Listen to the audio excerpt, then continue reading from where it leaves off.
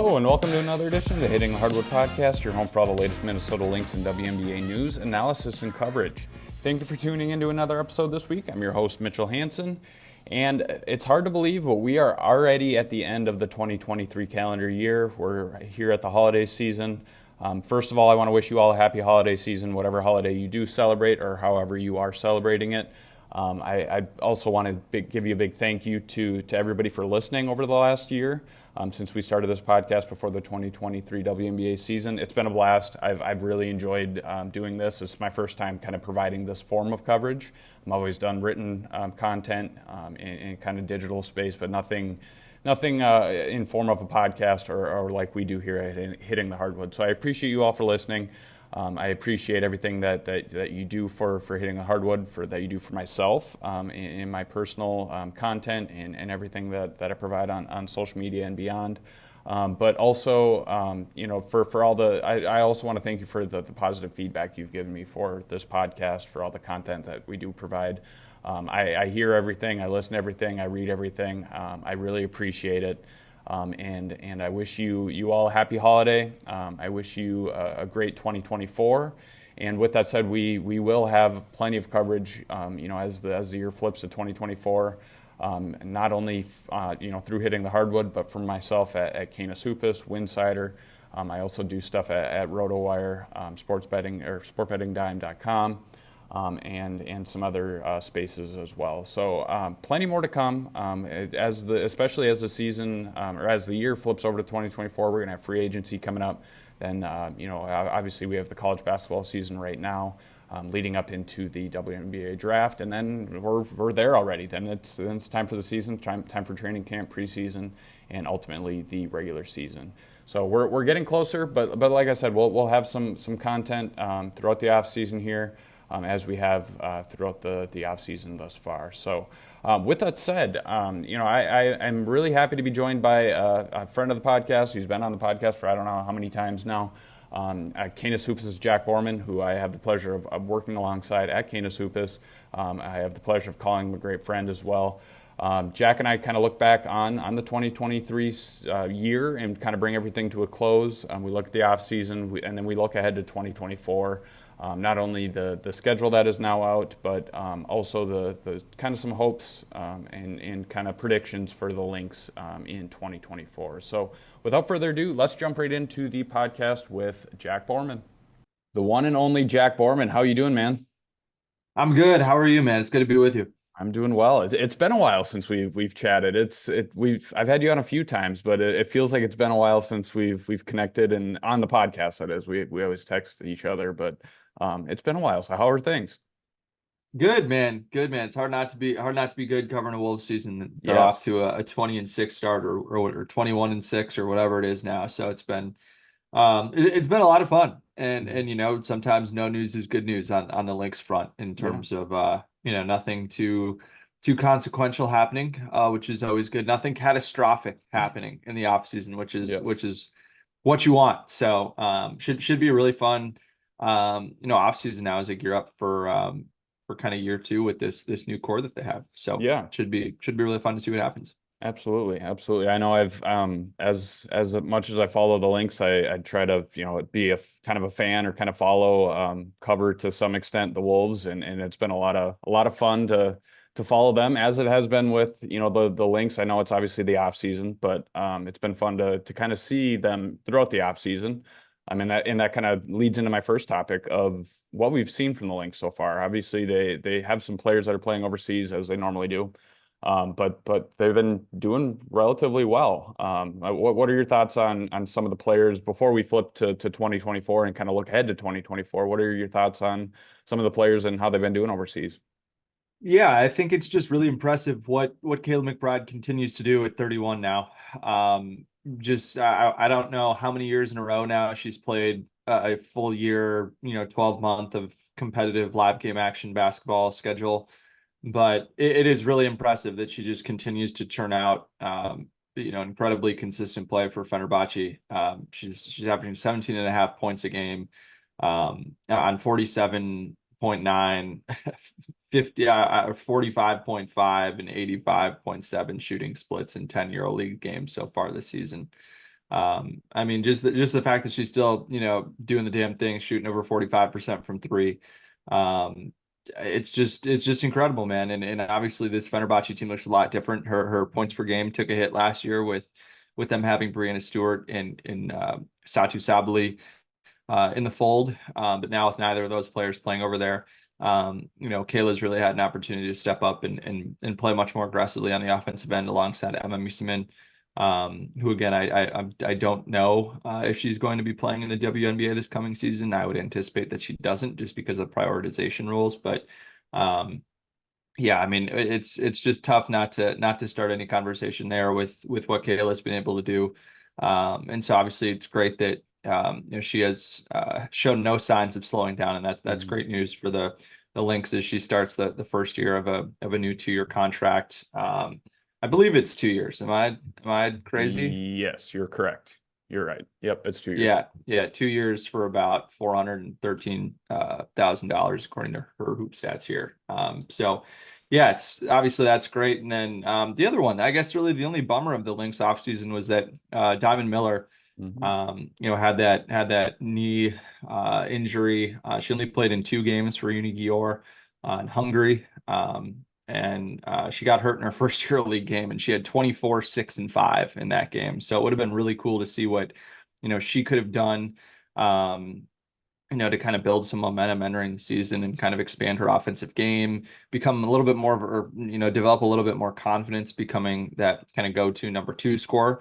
For the Lynx, obviously she would have been the go-to number one for Unigior playing over there in Hungary.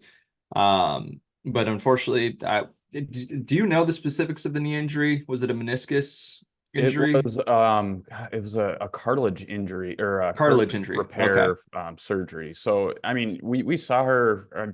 I've seen the links post on social media, post on some of their stories on social media too, and she's walking around. She seems like she's moving fine. But that's not. I'm not no doctor, but I don't think that's very And I know she's going to be rehabbing here for right. the rest of the off season. Hmm. So it's good at least that the Lynx will have full, understanding of the injury and be able to kind of help her through the recovery process and all that. I certainly think that would be better than, her trying to handle all that in Hungary with a different medical staff and then try to, play right at the end of the season. I think would be pretty tough. So, Hmm. all in all, gotta hope that, she'll be ready to go and excited and in great shape for the Right. season Hmm. with being here too. And then last one for me really there on that side. Josh Shepard has been dominant as Yep. always. She's averaging over 26 points a game on 69% shooting to go along with 11 rebounds and it has an assist to turnover ratio of about 2.0, which is obviously a great thing for her. And Hmm. um, yeah, I mean, what more can you say about her that she just continues to put up huge numbers playing for Rayer over there in Venice, Italy. Um, you know, I think that really helps her when she comes over here, and that she's been great in attacking smaller players, and taking some bigger players off the dribble as well. And I think she just has so much more confidence finishing at the rim, Hmm. after, just seeing the ball go through the hoop as much as she does when she plays overseas. So I think that that's always a great thing. And as you know, with all these, American players playing overseas, kind of regardless of what their role is in the WNBA, all these players are paid to go score. Hmm. Like that is what their primary um that's the first bullet in their job description when they play for these overseas teams. It might, maybe it's a little bit different when you're someone like Kayla McBride and you're playing alongside, 3 or 4 other superstars from the WNBA, like she was last year. But all these players are paid to score, and the fact that we've really seen that have a positive impact on Jess's confidence in the WNBA, I think that's huge. And the hope is that she can continue to replicate some of the numbers that she put up last year. I think that that was something that really stood out to me Hmm. in the first part of the year, is that when she's scoring, and she's able to give you 10 or 12 points a game, it really does make a huge difference for the Lynx. I mean, this is now she averaged about a little over 8 points a game for the second year in a row. And again, did it on pretty solid efficiency and shot a career high from the free throw line. So I think the more that she can produce double-digit points a game, I think the better off the Lynx will be, especially on nights where Fee may only score 18 points a game instead of, 20, 23, 25. Or nights where Diamond is struggling or Kayla doesn't have her shot. I think that's just really important and great to see that, she's been able to continue that really strong play. And, the biggest thing is that, now this coming season, she'll just be able to be healthy, right? She played in 36 games in 2022, only 21 last year because of that illness that she dealt with. And then was it an ankle later in the season? Yes. Yes, Or yep. foot, ankle or Yep. foot? Yep. Yeah. So Yep. yeah, and we'll get into some hopes for the new year, but Hmm. I think, Jess is another player like Diamond where you just hope that she's healthy because, when she is healthy and kind of has that on ramp to really, catch a rhythm and build some momentum with her offensive game, she's a really important player for this team. Yeah. And speaking of health too, I mean, we at the end of the year we saw that Lindsay Allen was obviously out. She's been playing pretty well overseas as well. She's had pretty balanced performances. She's near triple doubles. I think her last couple weeks in the games that they have had, or last couple games that they have had, and I mean that's an encouraging sign to just see that stability, see that that all around game that she can establish and kind of provide. With the Lynx, you kind of talked about the something we'll talk about here in a little bit is hopes for 2023 and kind of what the team could look like in 20 or hopes for 2024, excuse me. And kind of looking ahead to next season, but that's something that Minnesota needs with that question mark at point guard, in kind of figuring out that position, having the reliability of her and kind of not only staying healthy but putting those types of performances together, if that can translate back over, I think would be a really important thing. And she's been impressive so far, I think. Yeah, I just think the big red flag there is that, if you look at the, games she's played, she shot 4 of 25 from Right. three. That's Yep. 16%. That's obviously, um, I think something that the Lynx need more of. Hmm. I think that she like defenses were not respecting her shot coming off of pick and roll at all. Whether that was a 3-point shot, a mid-range shot, a little floater deeper into the paint, like defenses just begged her to shoot, and Hmm. she just couldn't knock down shots. That you totally expect any starting point guard to be able to knock down. And that I think really hurt the Lynx offense for stretches. Obviously she's a fantastic playmaker and does a tremendous job taking care of the ball. And those are things that you certainly want from anyone handling the point. But I think, it is a little concerning that she's not shooting it as well, especially considering that, you know, those are, again, like I said, that's partly what you're being paid to do over there. Hmm. And so I mean, I guess it's just kind of a bummer because like if she were able to shoot rather consistently, I mean, even if she shot like 30% from three and shot, mid 40s on those, elbow jumpers, I think that you'd feel a lot better about her coming back and playing for this team in 2024. But, I think that's just a big question mark, and we'll get into it with, some potential free agents or moves the team could make. But um, yeah, I think that's just the one big question mark is like, are you going to be able to upgrade that spot from a scoring perspective? Because I think if you're the Lynx, you'd probably be okay surrendering some of the organization and the turnovers or Yep. the lack of turnovers, I guess, if that meant a little bit more of a scoring punch. And yeah, I mean, we'll see what happens, Hmm. but yeah, I think that's just the one thing that jumps out to me when looking at her, when looking at her game. But yeah, I mean, in terms of her floor game, it's tremendous, and Hmm. obviously something that is encouraging to see that, it doesn't really matter whether that's WNBA or overseas action, that she's able to really continue that strong play. Yeah, absolutely. I agree. But yeah, with the rest of the off season coming ahead for the players that are playing overseas, obviously you can find weekly Lynx off season updates at Canis Hoopus, canishoopus.com. Those will be coming every Monday, so keep on the lookout for those as the rest of the off season unfolds and as we get into the new year. Kind of speaking of flipping to the new year, it's we something that happened last week, I think it was, or recently. Looking ahead to the 2024 season, we got the new schedule, or the 2024 schedule that came out. Nothing really to me eye popping or anything crazy. The Lynx have a couple I think their longest road trip, they have a couple like, was it three-game road trips, which isn't crazy. They have one, I think it's 4 or 5 game homestand, which is great.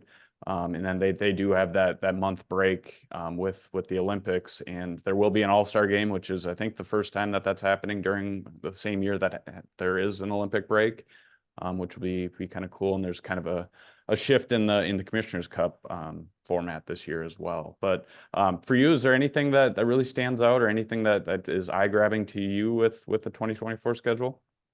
Yeah, I really like that the start of the season and the end of the season, they play playoff opponents, right? So Hmm. 5 of their first 8 games are against playoff teams from a season ago, and then the if you go look at what their schedule is after the Olympic break, I mean, it's just going to be awesome basketball to watch. Really Yeah. competitive, high level hoops, and some really good tests for the Lynx as they hopefully prepare to be back in the playoffs again next season.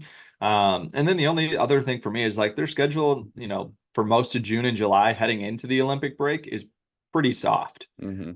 And so I mean, if that's the thing, like if the Lynx are, struggle a little bit to come out of the gates, they'll have plenty of runway to improve upon that as they head into the Olympic break. And then, the hope is that once they start practicing again after the Olympic break, Bridget Carleton, certainly will be playing over there in the Olympics. Nafisa Collier will also be playing over there in the Olympics. Of course, barring any type of injuries. So it'll be, fun to see those two, and hopefully they'll be able to kind of stay warm and continue a rhythm from playing over there in Paris, during the games, and can, hopefully as a team they build some momentum going in, and then those two especially can carry it over as they come out of the break, because I mean it's really going to be all gas, no breaks Hmm. when they return in August, and it'll be gunning for a playoff spot. And obviously we don't necessarily know what all the different rosters are going to look like.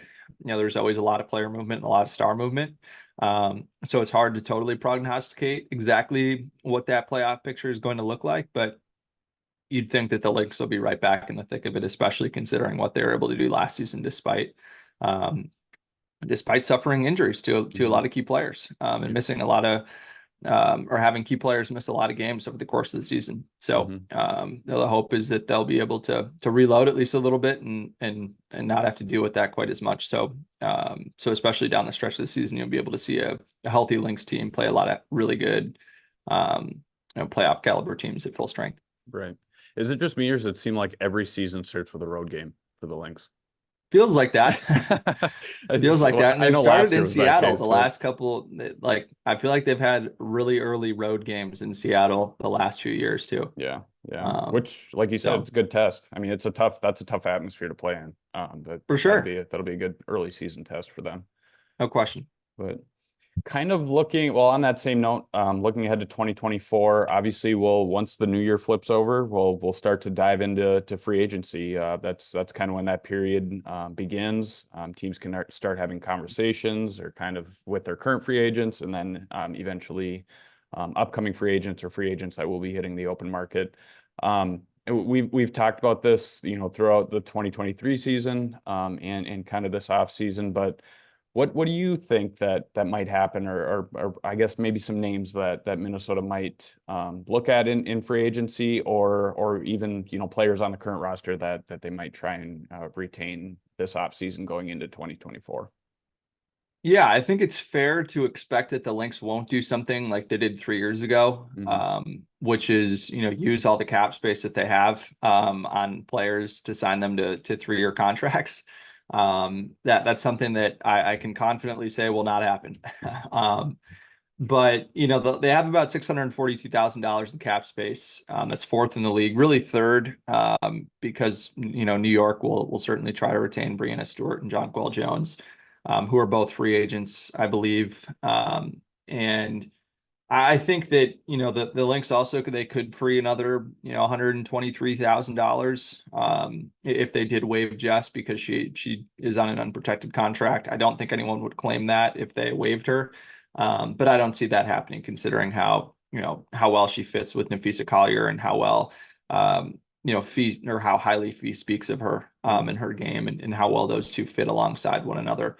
The Lynx have 6 players under contract, so I need to fill 4 spots. But I do think it is fair to expect that Bridget Carlton and Rachel Banham will be back. I mean, I think Rachel Banham is as important as any player on the team in terms of what she does in that locker room to help kind of galvanize the team, bring everybody together, and how important of a personality she is. Like I think that, something that gets lost is, it's a long season, 40 game season. I think that, there's obviously a lot of highs and lows. And you need players that can really keep it light and keep players together and, kind of rowing in the same direction, if you will, through all the highs and the lows. And Rachel certainly exemplifies that. I think if you asked every single player on the Lynx who their favorite teammate is, they'd say Rachel Banham. And beyond that, she provides, scoring out of the pick and roll, which is a really valuable skill in the WNBA. And, I think you look back at the last few years, you can probably point to 4 or 5 games in each season where you say, the Lynx don't win that game or the Lynx aren't in that game without Rachel Banham. And that's certainly, great quality to have for somebody that, is probably going to be willing to sign with the team for a minimum contract for as long as she'll continue to play. And again, like I said, I just think that that's too valuable to fill with another player that's, may not play as much, but won't have that same impact, both on and off the floor, with her leadership and personality. So I'd expect those two to be back on pretty similar contracts to what they played with last year.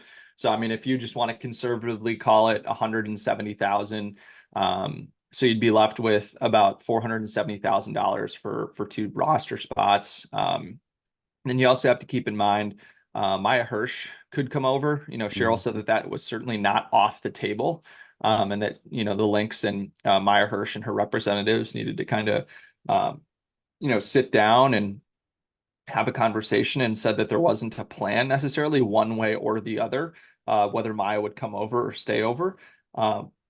So, if she came over, she'd sign a rookie scale deal for a first round pick, which would, potentially be in that $65,000 to $70,000 range. I'm not 100% sure. I do need to check on, whether, if she would sign, if that would be the rookie, scale first round pick contract for the year she was drafted, which was last year, or for, this year or whatever year she comes over. So, but yeah, I mean, then you'd be looking at just one roster spot really for the Lynx with, quite a bit of cap space to deal with, and they'd have, or to play with, and they'd have, certainly space for a max contract. And that just kind of leads you into, some of the players that they might potentially try to go after. I think that, a player like Natasha Cloud is one that I'd expect to be near the top of the Lynx wish list in terms of, somebody who at 31 is a veteran, but still has plenty of playing time, or, plenty of years ahead of her playing in the WNBA. A really fiery player, competitive defender, can provide more of that scoring for you offensively, and I think really fits into the Lynx culture and the fabric and the DNA of the organization, and is a winning player and somebody that certainly demands excellence out of those around her, and is a player that all of her teammates speak really highly of in Washington. And I think when you are considering which team you'd rather be on between the Lynx or the Mystics, I mean, you have to think that, with the Mystics, Elena Deladon is 33. That roster isn't awesome. And while Brittany Sykes, I think, is a phenomenal, person to share a backcourt with, I think that, the Lynx just have higher upside, I think, in terms of, Fee not even in the prime of her career yet. Diamond Miller, obviously, certainly still ascending. And then you look at what Kayla McBride and Dorky Uhas and Jess Shepard can all bring. And then you also have, really competent guard play and Tiffany Mitchell off the bench. I think it'd be a compelling conversation to have, for Lynx brass with Natasha Cloud and her representatives. I think that, the Lynx could certainly afford to give Natasha Cloud a max contract or something close to it. And she wouldn't be able to get the same thing in Washington, I don't think. When you look at what their cap situation is. And you also have to think like 3 guards in Washington alongside Elena Deladon and, and Shakira Austin. And you think how hurt the 2 of those players are that often. It's just kind of kind of a tough situation, I think, for for someone like Natasha Cloud, there in DC. And so, who knows? I think, money talks, obviously, and a max contract or something close to it, or $40,000 raise would be tough to say no to if you're a player like Natasha Cloud, I think. So that's Mhm. certainly an interesting one. And I had a couple more, but are there any players besides Natasha Cloud that you think the Lynx would be in on? I really do, this is going to be kind of vague, but I just really think that they're going to target that guard position. Looking at this roster, I just don't really think there's anywhere else where they would want to maybe stretch or kind of overreach for signing a player. I think that, when it comes to looking at free agent market compared to, or kind of tying in the draft to everything, what would you rather do? Would you rather, draft a guard or, sign a guard or even trade for a guard? I think that, Cheryl Reeve in the Lynx press would prefer the latter of, going out and signing somebody that come in right now. Then you can draft somebody, maybe a forward or a wing or, maybe even somebody to help out in the post that can maybe, develop or kind of sit on the bench or come off the bench. I think that that's the route that they want to go. Now, if that'll happen, that's another story. I really do like the Natasha Cloud, excuse me. The idea of that, I think she would help this team out a ton, not only with veteran leadership, but just being, that defensive presence and somebody that can boost this offense and still be that floor general. If that doesn't work out, I could even see somebody like a Courtney Williams or something like that. Minnesota maybe taking a chance on her. There are some solid veteran guards, available. Not as good as what it once was, earlier, in the 2023 season with players re-signing. But no, I agree with you that I think that's a position they're really going to look at.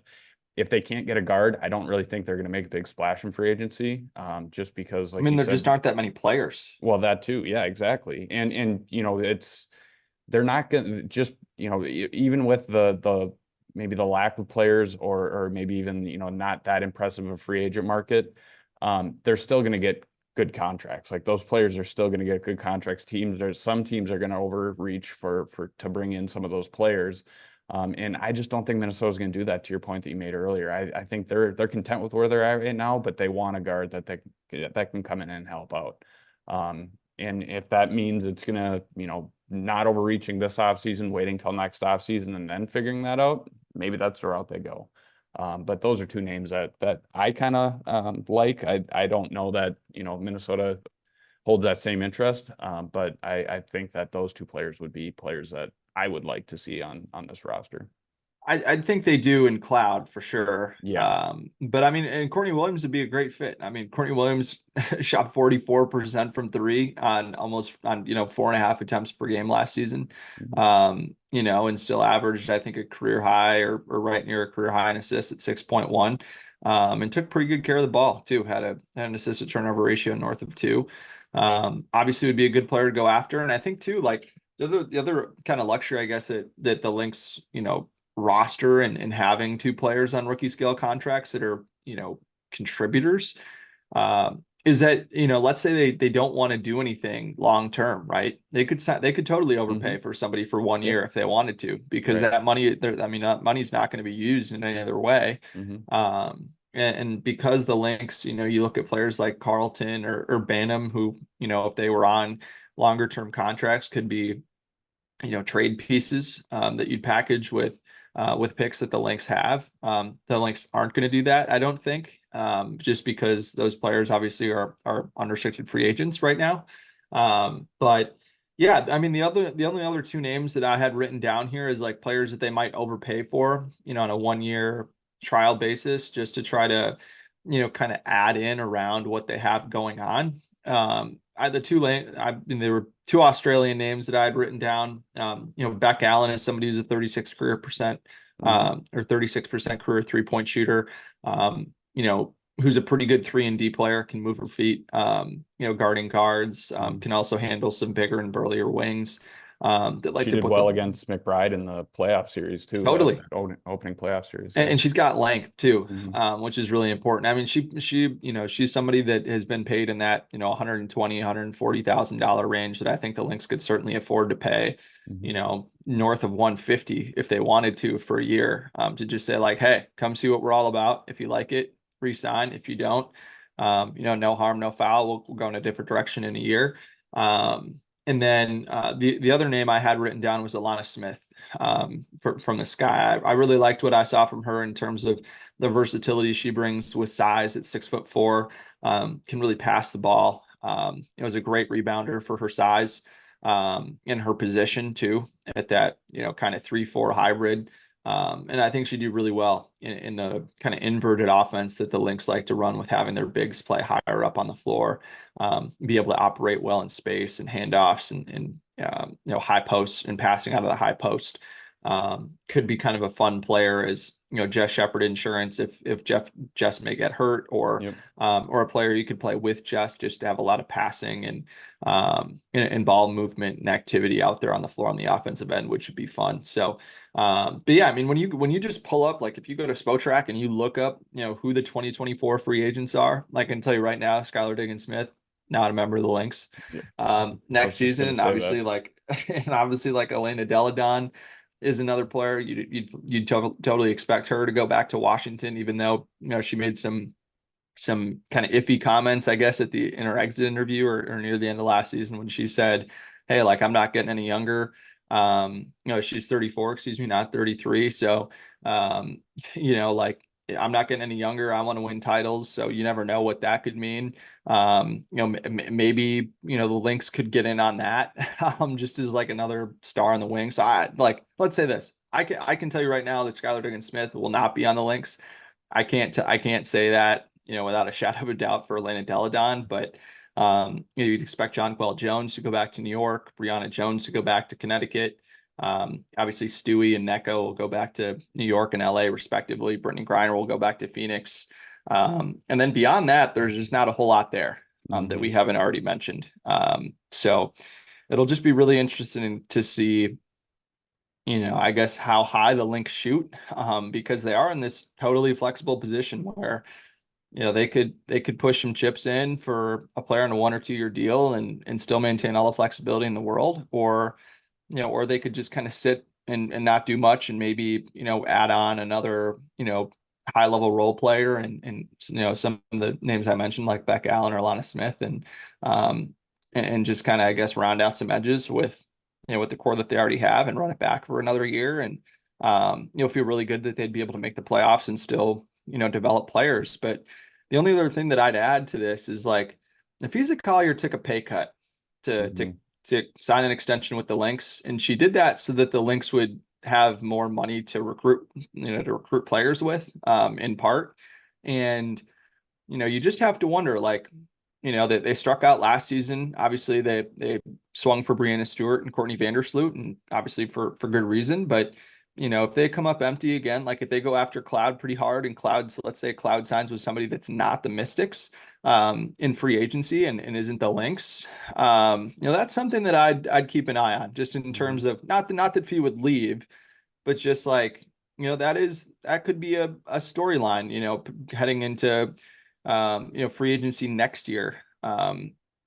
Just because, like, I think, like, strike one, okay, strike two, then you start to, I think, have a little bit more heat, on the fire, Mhm. going into free agency next year. So, like I said, I'd be really pro signing Natasha Cloud, just because, I love players with her type of fire. Like Kayla Yes. McBride too. I think she'd fit right in with Kayla McBride, as like these Mhm. two super fiery vets that can just get Diamond Miller going. And when Diamond Miller's playing with that same passion and fire, you just love it. Mhm. And I think that then you kind of add in like the ultimate just cool, smooth operator in Nafisa Collier. I think that'd just be a really fun team to watch. And so Mhm. selfishly, as someone that enjoys, watching Lynx basketball, that's good, I'd be all in on that, and Mhm. especially since you're not really ruining any flexibility that you do have by signing a player like that. So Yeah. Yeah, But it'll be we'll an see. interesting offseason. I know I had Fee on at the previous podcast, and she even talked about too of that she wants to be a recruiter. She wants to go out and recruit people, and she's going to do that. She's all in this offseason on trying to do that, as she did last offseason. She admitted, but I think this offseason she's really going to try to push her, like you said, like the organization, push the chips in to try and get somebody. Now, if they can, that is yet to be seen, but we'll see. I mean, it's just about here. We're like I said, once we flip the calendar to 2024, we'll be right in the thick of things with that, with the looking forward to the draft, and things kind of pick up from there.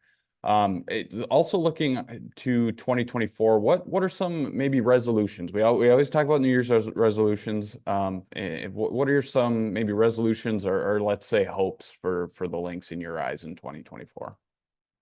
Yeah, the first one for me is just health. Mhm. I feel awful for like coaches and GMs and front office people and evaluators when like you have a really fun team and a young team and some, I guess, some question marks, if you will, that you want to try to evaluate and see develop and and just kind of see what you have. And obviously injuries are certainly part of the game and part of the this calculus that is so hard to master and understand and create sustained success with. And so with you see Diamond get injured. That was obviously really tough. She had her best half of the year in that first half in Dallas before she turned her ankle and kind of took some wind out of her sails a little bit. And I think that that's just really tough when you're kind of finding your rhythm and finding your stride, and then that happens. It just can kind of derail some of the development that you're hoping for a little bit. So I'd say that that Diamond, especially, that she'd be able to be healthy and that she can be able to develop into that really consistent Robin to Mhm. Nafisa Collier, at least as a scorer.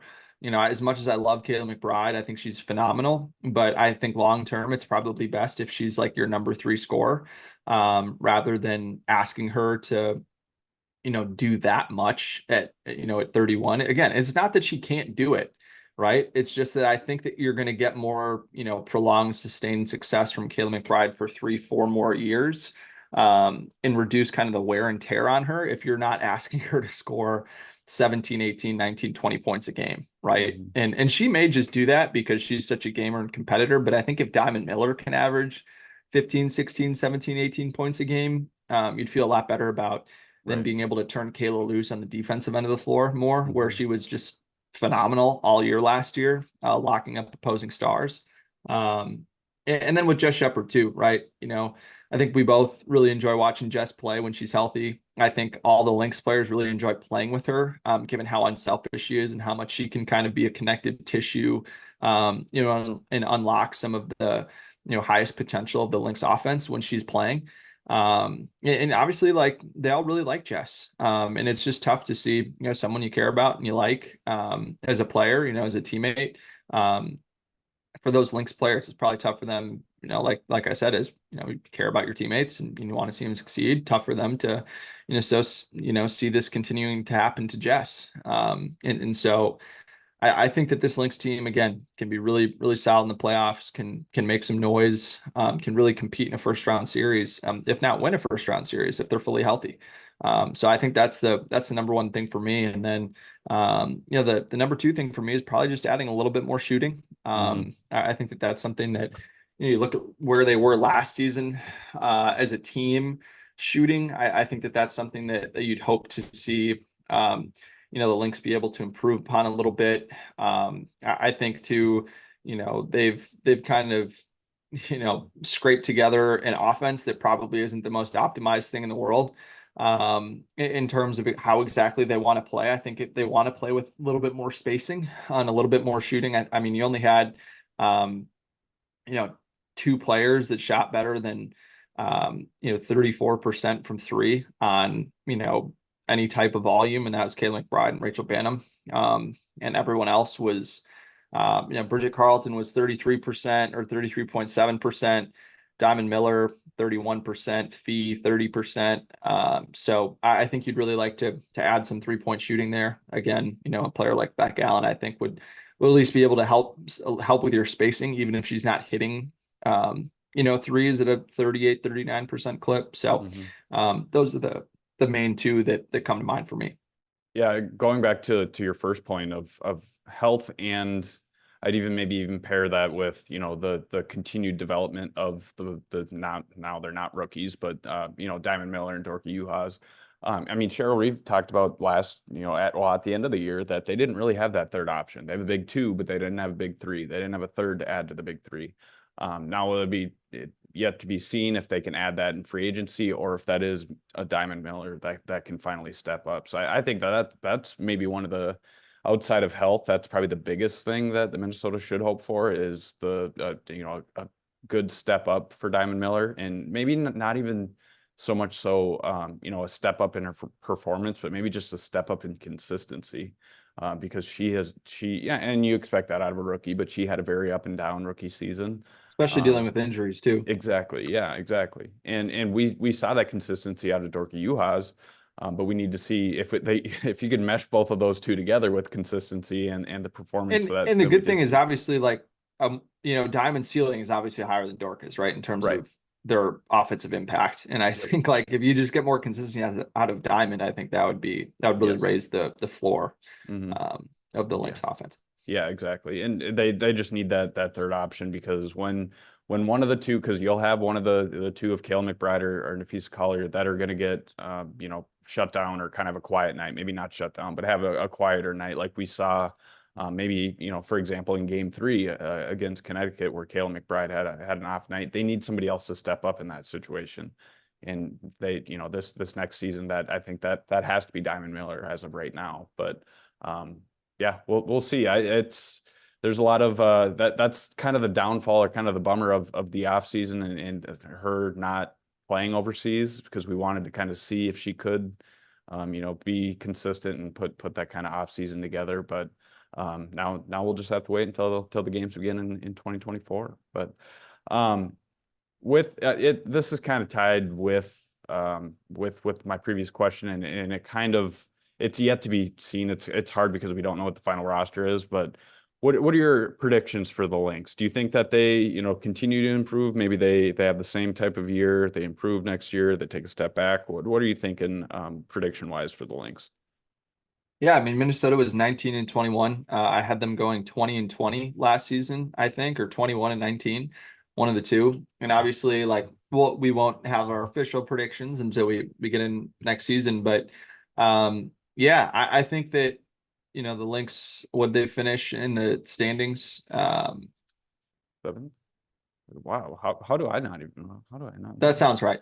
Okay. That sounds right. I think that it's been so long. I don't even remember. I know. I think they'd be right around that 6 or 7 range again next season. And who knows? I mean, tied for 6? Well, yeah. They finished in a 3-way tie with Atlanta and Washington, but that's right. That was such a cluster. Yeah.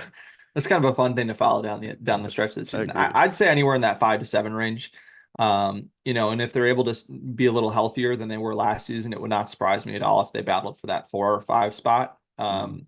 Just because I'm never gonna count out Fee and what she can do, man. After we saw last season, and then 2, you never know. Cheryl Reeve has her way of just putting a product out there that ends up being greater than the sum of its parts. And it's really fun to watch. And I think it was really great when, Cheryl especially talked all last season about how, people are what drive this thing.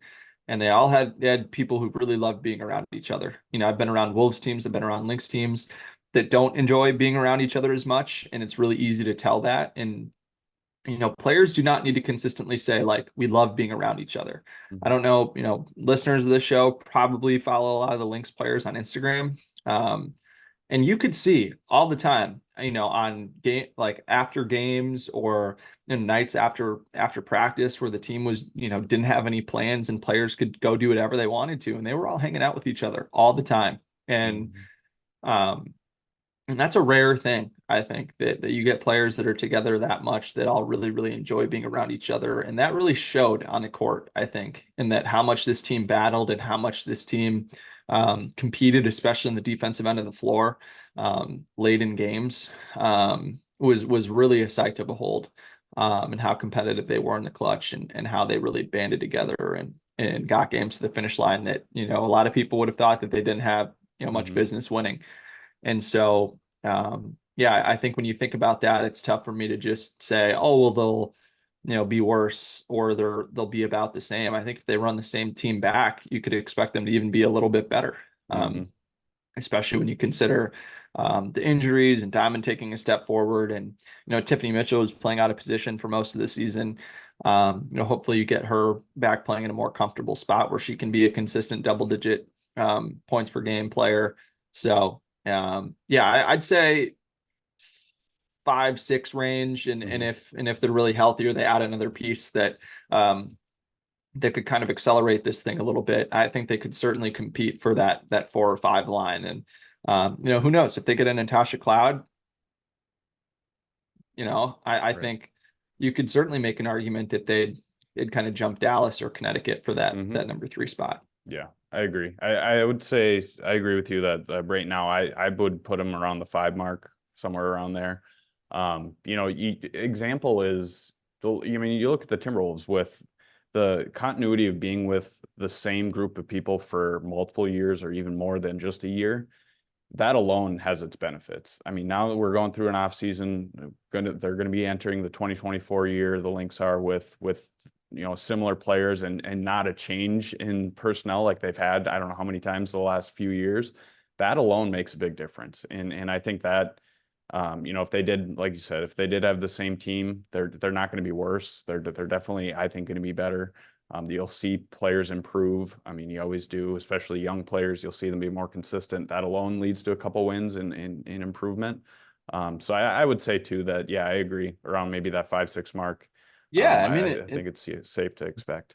and there's parallels too. Like, look at the Wolves, man, right? Hmm. The Lynx are going to bring back, of their 9, 8, 9 woman rotation, most of those minutes are going to be back Hmm. in 2024. And if they just round out some of the edges there, or add on the margins, I think that, that's kind of what the Wolves did. And, same Hmm. coaching staff, same concepts now. Um, year 2 of this new era, or this new experiment. And everybody's just more comfortable with one another, right? Hmm. And there's no reason that the Lynx can't make, a similar jump in terms of a team that just really rides the wave of continuity and chemistry and cohesion, and familiarity, and be a much more competitive and consistent team in the regular season. So Hmm. I Yeah. think that it'll be really fun to watch, especially see what Dorka and Diamond can do in year 2. Yeah, absolutely. It'll be here before we know it. The season always arrives very fast once the new year Yeah, flips and it and over. it no, it looks like we're gonna get some overlap this year. So Yes. I'll be doing double duty with, Yeah. hopefully, the Wolves deep in the playoffs, and Yeah. the Lynx regular season starting. So Yeah, absolutely. Let's to round things out. I just got a couple questions from some listeners. They had submitted some questions. First one is it talks about free agency. We kind of touched about that, or touched on that. What the Lynx might do, or some free agent targets. Another question is, assuming that all the point guards are gone in the draft, what do you think the Lynx will do at that position in the draft? I would say that kind of like what we talked about, I could see them getting somebody that could play multiple positions, kind of like a hybrid wing, depending on who's available. I think at 7 you got to go best player available regardless of where it is. But that to me is what I think that they might do, or they could even grab a point guard that is maybe viewed as, being a late first round pick. Maybe they see that guard, or one of those guards, as somebody that could potentially be a backup. I could definitely see that being an option. But what do you think that Minnesota, or kind of a position that Minnesota might target? yeah, I think that we could certainly see that. I think we could also see a bigger 4 Hmm. to be able to play behind Fee. I think that Bridget Carlton played at the 4 a decent amount. last season. And I think that that's probably something that the Lynx would prefer she not do in a perfect world. Like, I think ideally she just fits in at that 3 spot. So she's able to guard players that are more her size and isn't going to get, posted up on the block quite as much. So I mean, I certainly think that getting size on the wing, or in that forward spot would be enticing. But again, like, also, I totally understand the desire for a point guard, and you kind of, look at what I guess a lot of the big boards out there. There are a lot of point guards in that first, second round range line. So the Lynx are definitely going to have options. I also wouldn't be surprised if, considering that they might bring Maya Hirsch over, and they may sign, another, bigger name, guard potentially. If it is a Natasha Cloud, it wouldn't surprise me either if the Lynx tried to, kind of kick the can down the road and trade, trade this year's first round pick for, for a team's first round pick next year. And then the Lynx could maybe make a consolidating move where they package those two to try to move up in the draft next year. Just to be able to bring in, a player that in 2025 or 2026 would be able to compete more while still on that rookie contract. So, it'll just be interesting to see. I don't think that the Lynx are, going to freak out if certain players off the board or if it doesn't shake out a certain way that they do. I think they're going to maintain a lot of flexibility here, like I said. And like, the other thing too is if Maya Hirsch comes over, they're only going to have, two roster spots then if BC and Rachel come back as well. So it'll be interesting to see what happens, if they prefer to go the free agent route or bring in another rookie skill contract just to maintain as much cap flexibility as they can. But I don't think they can go wrong in any real direction that they want to go. But it is nice to know that the Lynx can really do, whatever they want to do, and they're not hamstrung by, any financial or extraneous factors like that. Yeah, absolutely. I agree. We're about 4 months away from the draft already. And that's the nice thing too, right? About free agency coming before the draft. Right. I think that yes, that's something that I really like about the WNBA compared to the NBA. I think that a lot of people in the NBA would probably much prefer that free agency is before the draft. But I like it better for the players too, because then I think the players have a better idea of what they're walking into, rather, than it, having the draft come before and then, well, it didn't shake out and then you get drafted, but then they also sign another player at your position that you're then going to be stuck behind, and, just makes it harder to develop. So, I think also from a team building perspective, it's just a lot better. So you kind of know more of what your needs are. It also, especially, it just results in better fits too. I mean, it for sure. just, it helps everybody. Question. It helps the team, helps the players. I agree that I like that format a little bit better too. But. And the fact too that like the draft is 3 months after free agency, or 2 months and change after free agency. Like, I think it's great because then it gives teams like extra time to scout some of these players at positions that they know they're going to want to draft or be interested in, at least, and kind of see how the board shakes out. So. Right. Yeah, exactly. Well, cool, Jack. I appreciate it. I once again want to thank you for everything that you've done for me, for all the listeners and readers as well, over the 2023 season, and looking forward to 2024, and continuing to hit the ground running once everything picks up here. Continuing this off season, continuing leading up to the year, and I wish you happy holidays and a happy New Year. Yeah, same to you, brother. It's been a blast, and man, can't wait for 2024 to get started here. It's gonna be a lot of fun. So absolutely. Well, we'll talk soon. I appreciate you joining. Absolutely, man. Happy holidays. You too. Thank you once again to Jack for joining the podcast this week. As I said before the podcast recording, I'm very lucky to work alongside Jack, and I'm very thankful for him asking me to come along to join the Canis Hoopus team. It's been a blast to not only work with him, but alongside the rest of the crew there at Canis Hoopus. So go check out everything out Jack's work, whether it's Wolves related, Lynx related, and basically everything else. So you can check out everything at canishoopus.com and follow Jack on social media as well. He does a lot of great stuff, and like I said, he's a great dude.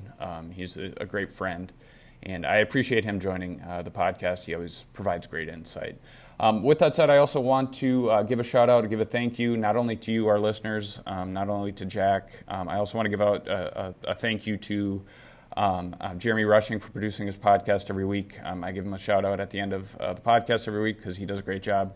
And he is a great teammate, and he does a lot of great stuff to provide. Make sure that you guys get this podcast every week, or now during the off season every month, but during the season every week. And he does a lot of great stuff, and he's a great guy as well. So thank you, Jeremy, for everything that you do for Hitting the Hardwood.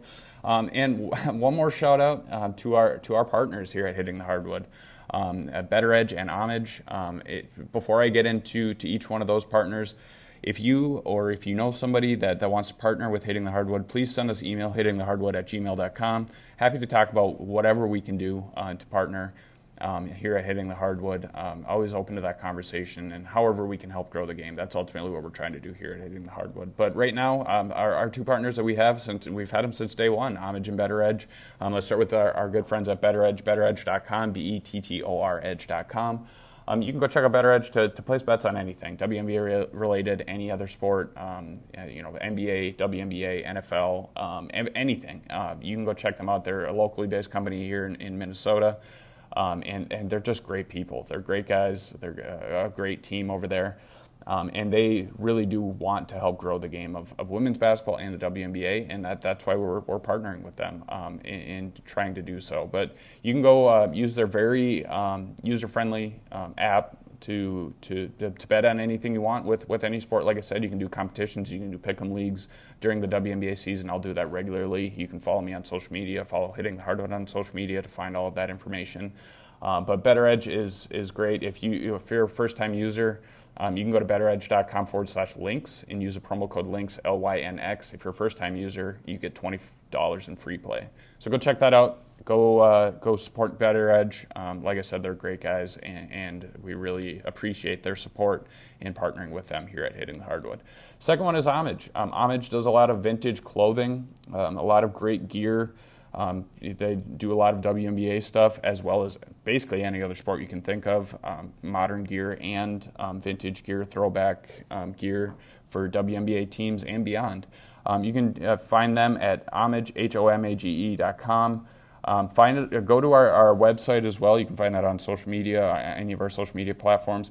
Go to our website, go to our partners page.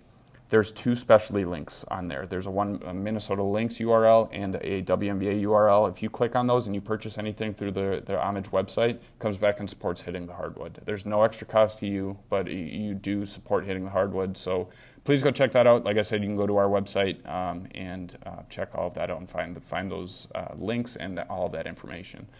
But like I said, go check out our friends at Homage. They're great. We'll do some kind of specialty, their specials, I should say, leading up to the WNBA season. We regularly do that throughout the WNBA season as well, do giveaways, specials. They always seem to have a lot of great deals over at Homage. So with that said, I really do appreciate you joining in for another episode of Hitting the Hardwood, as you have all year long, all 2023 long. And now we flip over to 2024, and like I said, we a lot of great stuff that will be coming here in 2024, not only from Hitting the Hardwood, but for the WNBA, for the Lynx. I think it'll be an exciting year ahead. It'll be an exciting offseason to see what happens, not only league-wide, but with the Lynx specifically. And we're just about there. We're just about into the thick of things. As I have mentioned, right at the end of the WNBA season, when we did flip to our monthly format, we will continue to do that until the season gets a little bit closer. I'm thinking probably January, maybe February. We will do emergency podcasts if we need to, depending on what takes place, what news breaks. So we'll continue this format until the season inches closer, and then we'll continue. We'll go back to the weekly format that we had throughout the regular season. So, like I said, thank you for joining. Thank you for support of Hitting the Hardwood. I wish you all a very happy holiday. Wish you a very happy New Year. And if there's anything that you would like to reach out to me about, feel free to do on social media. Anything you need to reach out to the Hitting the Hardwood team, you can also do that on social media or email hittingthehardwood@gmail.com. So once again, thank you for your support. enjoy the rest of the off season, enjoy the holiday season, enjoy the time with family if that's how you're spending it.